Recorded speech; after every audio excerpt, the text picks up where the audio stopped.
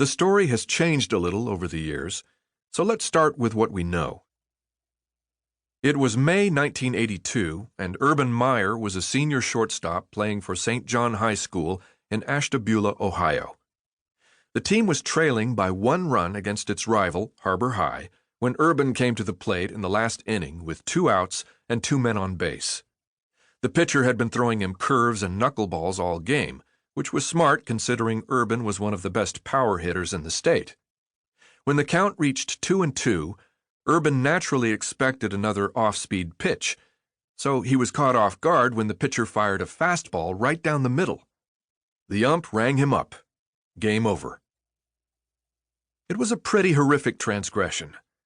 This was blue-collar Northeast Ohio, where men were men, losing was a failure, and striking out without swinging was out of the question. After the game, Urban walked over to the car of his buddy who had given him a ride to the game, tossed his baseball cleats into the back seat, and said, "Get these back to me tomorrow. I'm running home." And so he did. It was a good 8 miles. The friend who drove him, Dean Hood, who was a student at Harbor High, distinctly remembers Urban saying, "My father is making me run home." Another childhood chum, Tom Penna, recalls driving by Urban as he ran and wanting to pick him up, but declining to do so because we were too afraid. We didn't want Bud to see us bring him home. Bud was Urban's dad's nickname. His real name was Urban Jr. They were both named for a pope. Urban has told the story often over the years, and he has usually indicated that running home was Bud's idea. In an interview with Sports Illustrated writer S.L. Price in 2009, Meyer, who at the time was the head football coach at the University of Florida, claimed that he ran as a result of an argument he and his dad were having. "We were getting into it, and I just didn't want to hear it," Meyer said. He said, "Go run home." And it wasn't like across the street. It was about 8 miles. When Meyer published his book Above the Line in 2015, however, he claimed that running home was his idea. "I had to run.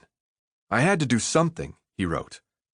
"I just stood there with the game on the line, star shortstop turned statue, as useless as a freighter stuck on the shoals of nearby Lake Erie."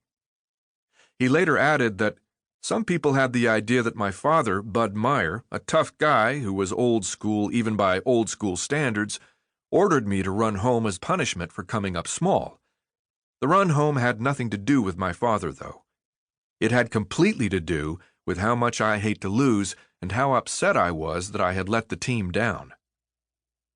When I visited Meyer in his office at the Woody Hayes Center on the campus of Ohio State in the spring of 2017, he stuck to his story. "My idea," he said.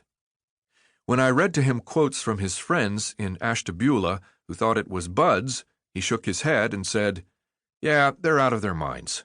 I don't know where they got that." He added, "I think part of it was I didn't want to have to listen about that third strike in the car. I was pissed. I went home and hit for an hour.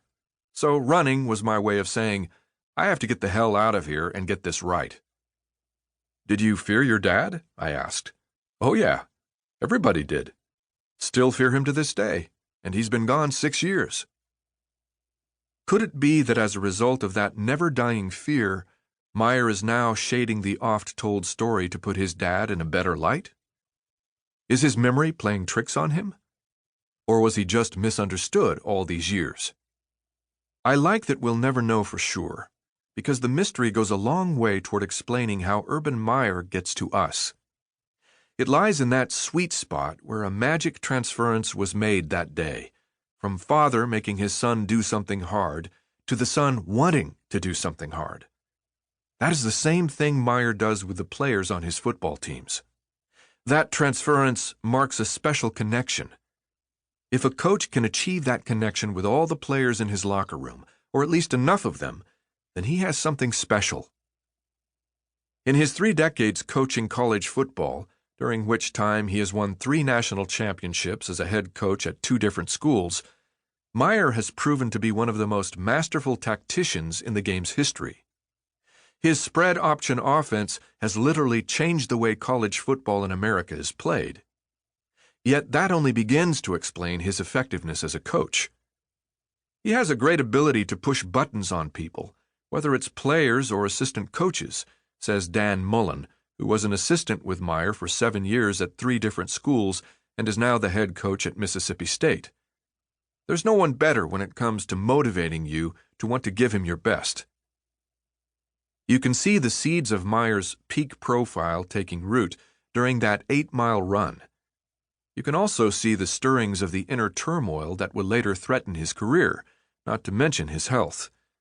There's no problem in wanting to run hard, long, and fast. The problems come when you don't know how to stop.